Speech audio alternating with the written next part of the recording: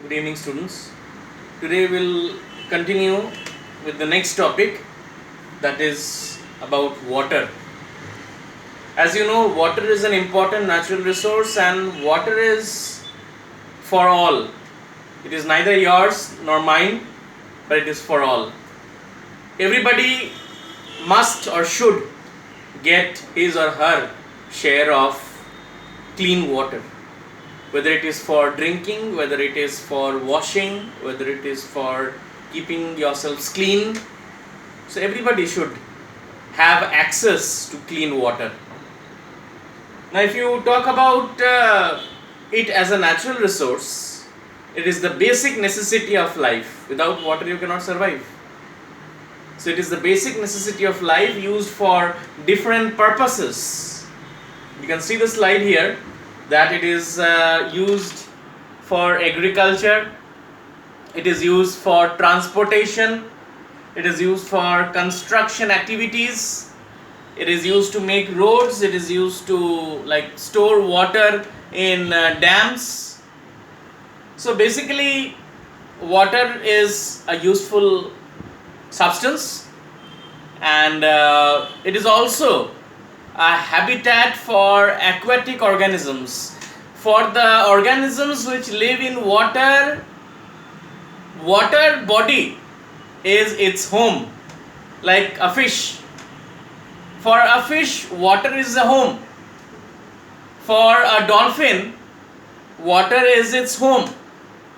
So for those organisms, water is the habitat. As you know, habitat means the place where an organism lives. So it is a natural habitat for those living beings, whether it is fishes, whether it is dolphin, whether it is whale. For those, water is the home. Now if you talk about human activities, you know that due to human activities the pollution in water is increasing slowly. We have already discussed about the Ganga Action Plan, in which we talked about how various activities of humans are polluting the river Ganga. So if we see in and around us, pollution on the water body is immensely high, and due to the pollution, the availability of clean water is decreasing. Due to more pollution, we don't go and bath in the river body every day, because we know that that is a polluted place. We should not go. So pollution is lowering our access to clean water.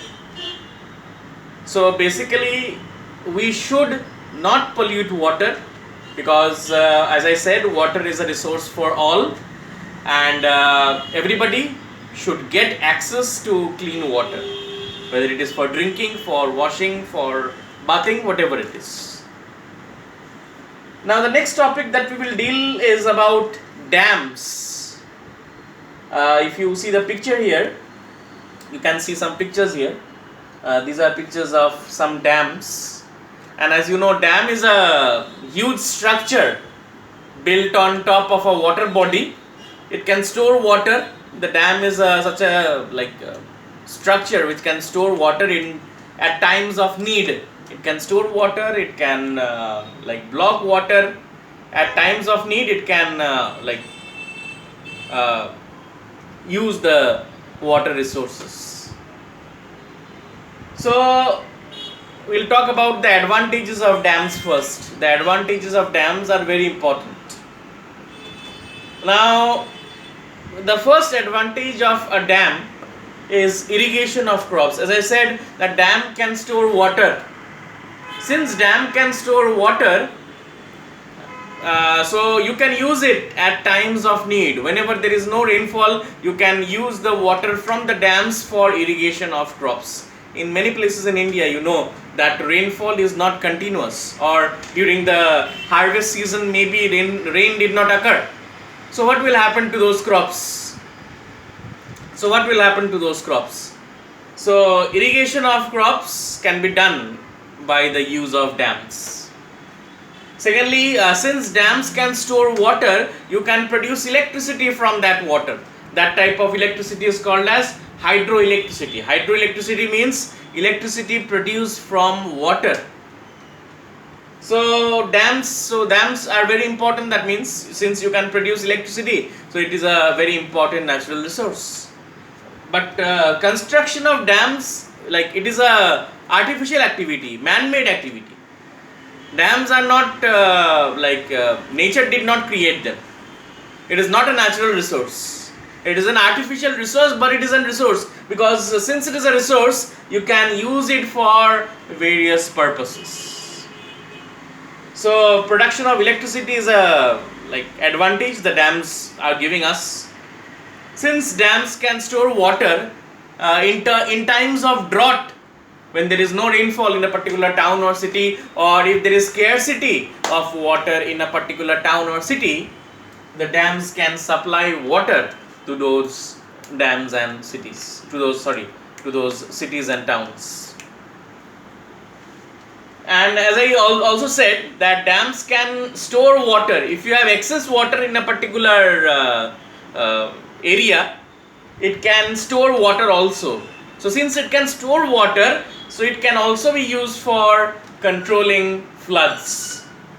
If you have more water in a particular area, you can divert it to the dams, and dams can collect those water, and thereby it can control floods. So you can see all the four advantages of dams, and all these four advantages are very important from the exam point of view. I hope it is clear to you. Please go through this slide again and again, and you should know minimum 2 to 3 advantages of dams. Now we'll go to the next topic. The next topic is about disadvantages of dams. Now there are 3 basic disadvantages of dams. First is a social problem. We'll categorize the problems or disadvantages. First is the social problem. What type of social problem? Now see, as I just said, that dam is a huge structure made on a water body.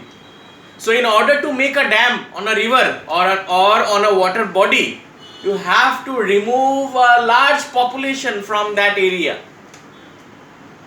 So that means you have to remove the population of that area. You have to remove people from that area.